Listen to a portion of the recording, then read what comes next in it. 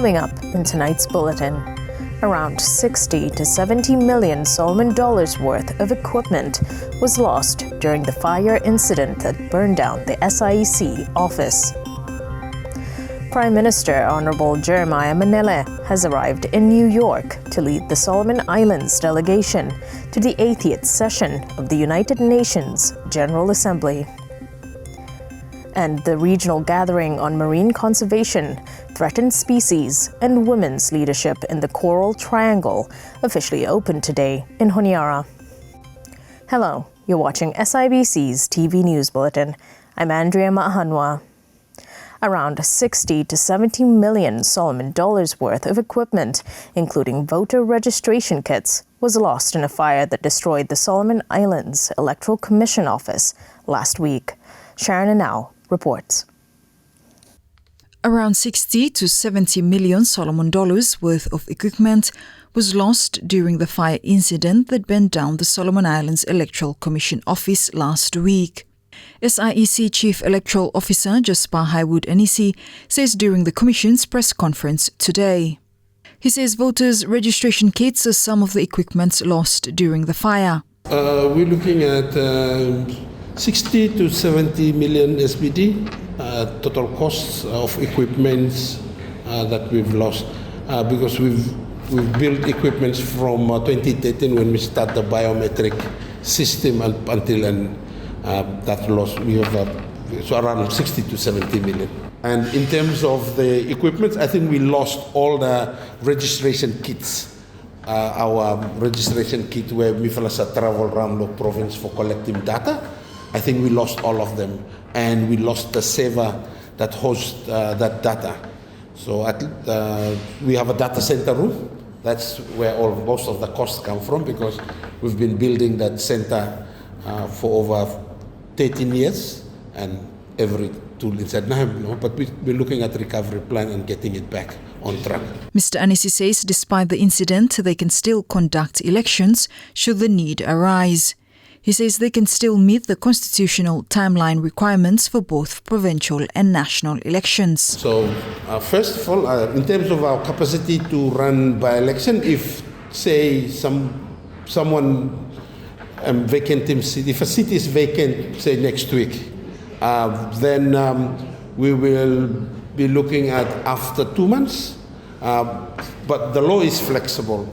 In terms of the National Parliament, the Commission will call the election date and then you must have a start. So have no time frame or some provincial government assembly and Honiara City Council, you have to run elections within 6 months when the seat is vacant. But for National Parliament, I'm flexible on that arena. So, but for assurance purposes, yes, we can run it as soon as our team is resourced. Like currently, there's no computers. Every computer, so staff. But once we start to have computers, printers, in 2 or 3 weeks' time, we can confidently run any by-election. Mr. Anisi says all electoral and voter registration data has been backed up and is safe.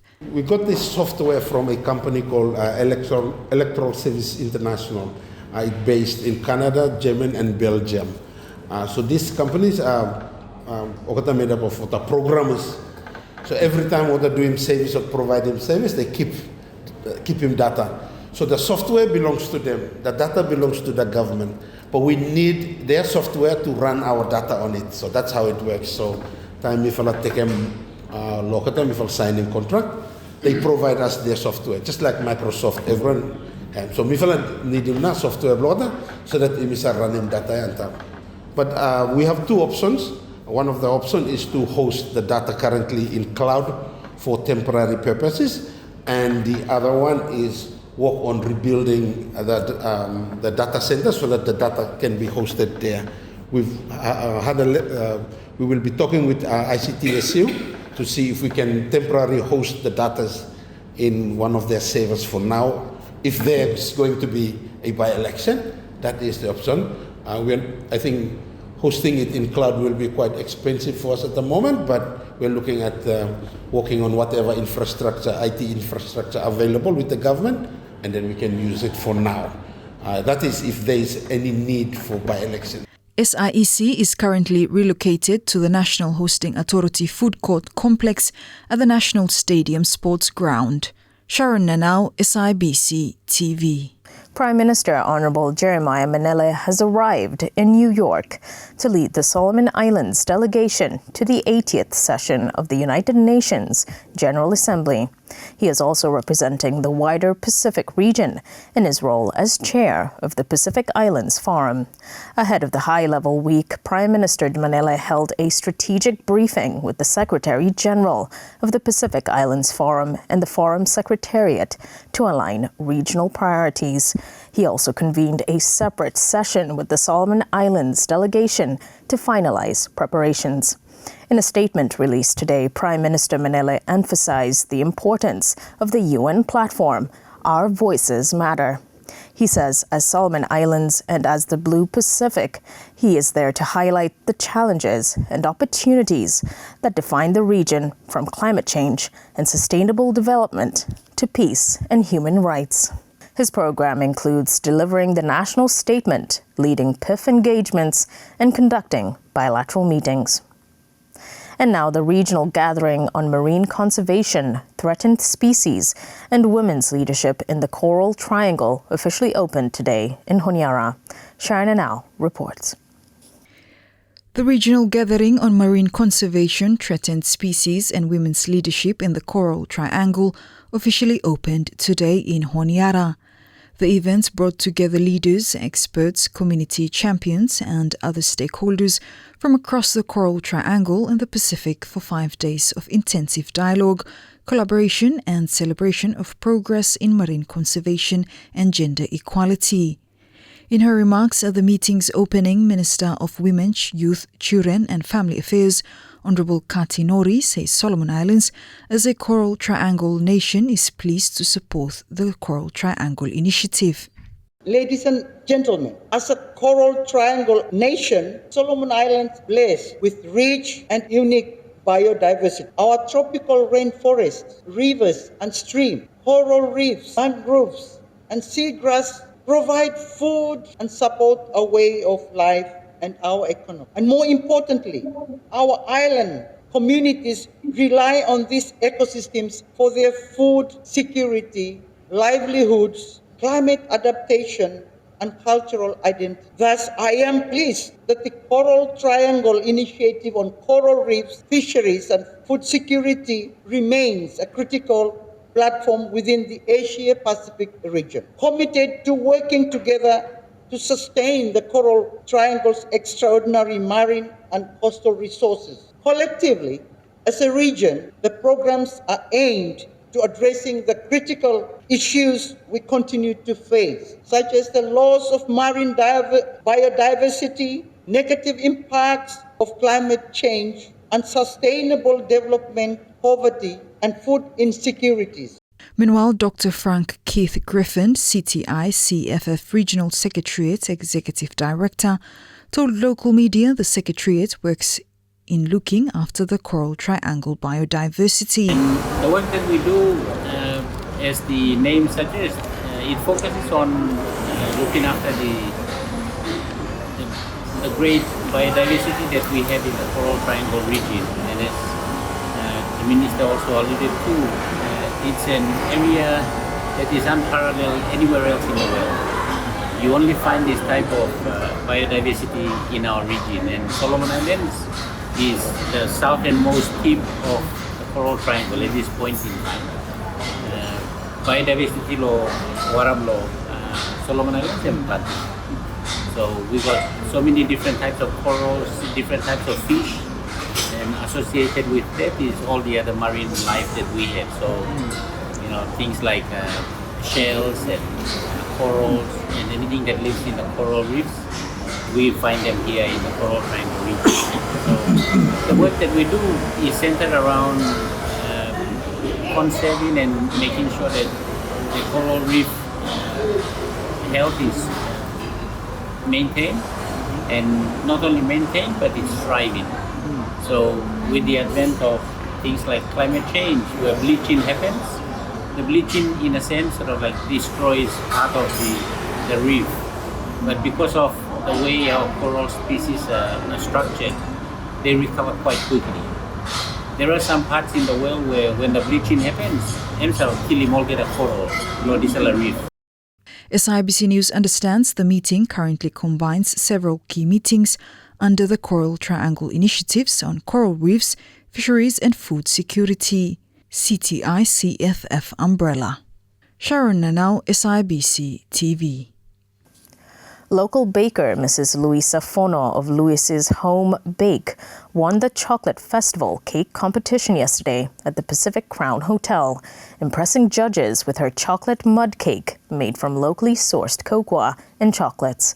Eliza Kukutu filed this story. Local baker and owner of Lucy's Home Bake, Mrs. Luisa Fono, won the Chocolate Festival cake competition held in Honiara yesterday at the Pacific Crown Hotel. The Chocolate Festival brought together local businesses to promote cocoa and highlight the significance of cocoa and its products. Local bakers showcased their creativity by making cakes using locally sourced cocoa powder and chocolates. Fono's winning cake was a chocolate mud cake baked using cocoa powder from Coconut Pacific Solomon Islands with icing and fillings infused with chocolates from Kathliro.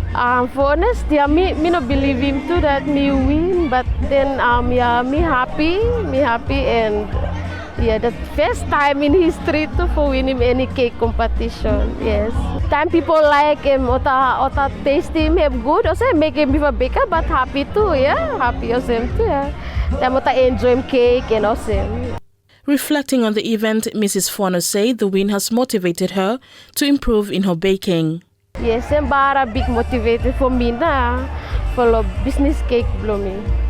The Pacific Crown Hotel, with support from the Cacao Ambassador, hosted the Chocolate Festival. Founder of the Cacao Ambassador and Master Chocolatier, Honor Brown, told SIBC News about the importance of such events. So the passion and reason behind this event is to really educate the people of the Solomon Islands about cocoa. Because so many farmers here today were saying they've grown it for 20, 30 years and they did not know what it was. And cocoa is the most healthy food. So we really want the people of the Solomon Islands to have their own cocoa first, grow quality so that we can get a long-term price for them. So cocoa, we say, is for health and wealth. And today was a celebration of that. First time ever, so we've done it for 3 years. This is the first time we brought farmers in from 3 provinces. For them to realize how many people love chocolate. They did not know that. They never even heard of chocolate. So yeah, it was a real celebration today. Food and beverage manager at the Pacific Crown Hotel, Esther Dede, confirmed plans to make the festival even bigger next year. So this event and for putting together at the local farmers, those small businesses low town with a garam local chocolate out of cocoa, and then for come to it to the international buyers where to come in for the international or the local cocoa blow imi Los Solomon Island. Yes, so me follow plan for garam this event every year, and the next year me look forward for even bigger cocoa festival whereby me bring in everyone in the province, all local farmers who come join, and for open the market for the international buyers too about to come in for join for next year. For SIBC TV, I'm Eliza Kukutu. The Solomon Islands remains committed to advocating for women's participation in leadership roles. Alex Dadamu reports. The Women's Right Action Movement RAM Solomon Islands remains committed to advocating for women's participation in leadership roles. Despite making up half of the national population, their presence in leadership remains limited. For additional seats for women, data comes from the number no sa go up na since we become independent. But the current campaign, it's not targeted towards parliament, but you campaign law provincial level, having more women in that space. Because currently, out of 183 members of provincial assemblies, only 3 are women. So it is very dire need for immigrant voices for women inside too. In addition to promoting greater inclusion of women in leadership, the organization is also addressing other priorities, including maternity leave entitlements for women in the workforce. For maternity leave, we're currently looking at the Labor Act. So currently there is a minimum. So the pay is on 25% per year if you take a maternity leave blue year. So there is inconsistency between our general orders for public service and then labor law blue for private sector. Well, general order full pay. Why not labor law have mentioned in this one? Yeah? So it's quite unfair to women. But again, in order for us to push forward the work, we need evidence too. So we are currently working on research for that part. Aunima acknowledged key authorities for their continued efforts to addressing women's issues. Currently, we have very strong policies. Yeah? We have the National Gender Equality Policy, a policy on eliminating violence against women and girls, women and economic strategies. So all of these policies are done within Ministry of Women, Women's Development Division. However, we acknowledge that there are other new laws, CDF Act, and putting quota for the women inside, number of space for the women inside the committee. So there are a lot of things where government have progressive, and we have to acknowledge that. Also, you may have to look into that there are other gaps too inside law areas, so you may need for improvement yet. Alex Dadamu for SIBC TV. And that's news. Follow us on sibconline.com.sb and our SIBC News Facebook page for more of our latest stories. Thanks for watching.